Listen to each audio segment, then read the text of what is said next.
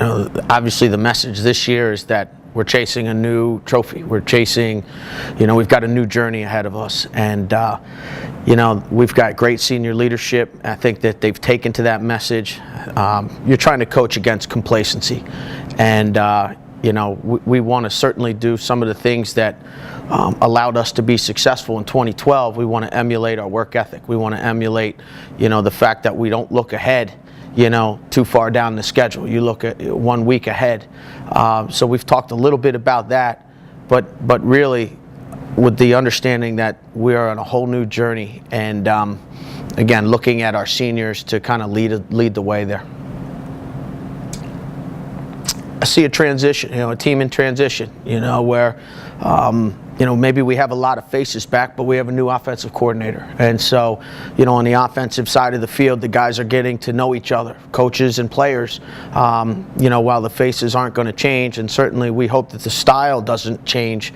We're a team that likes to play fast. We want to play fast, but we still are getting to know each other on game day situations, in times of adversity, when good things or bad things are happening out there. But I've seen a lot of, again, I'm very happy with our senior leadership. I've seen a lot of good things, in practices that really lead me to believe that, we're in a good place right now. Well, we certainly, need to. It probably starts on the defensive end, where losing a Dylan Grimm. We've challenged a couple young men to step their games up. Pat Frazier and certainly T.J. Harris. We have really challenged to say who's going to be the guy, and maybe not be a 60-minute guy. Maybe they're guys that are going to challenge and maybe be 30 minutes each, subbing them in and out. But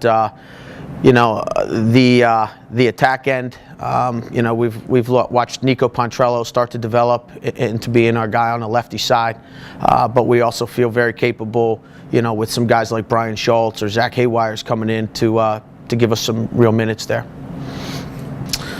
Yeah, I think one thing that you've seen all the teams in the ECAC do is really try to enhance their schedule, to try and bolster the schedule by playing top 10 teams, top 15 teams, and that helps all of us. And I think as a coaching group in the ECAC, we understand the impact of having that strong strength of schedule, RPI games, and so, the team that comes in second, or even third, truly has an opportunity for postseason play based on the overall league's strength of schedule. Yeah, we've got a good number of our seniors that started to develop into leadership roles even in last year, in 2012.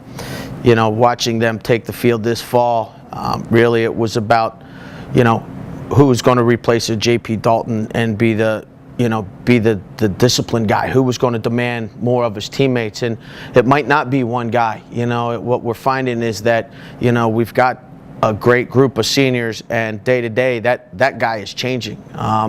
Certainly on the defensive end, it's easy to look at a Scott Ratliff and ask that he does that. But, watching a Reed Acton, communicate with the younger defensemen, we need that. And certainly on the offensive end, Michael Sawyer's been a heck of a leader along with Davis Butts, but I've really enjoyed even watching a Harry Kuttner who just transferred in as a graduate student, kind of show that he's played a lot of meaningful minutes in Division I, and he brings some leadership roles to the program.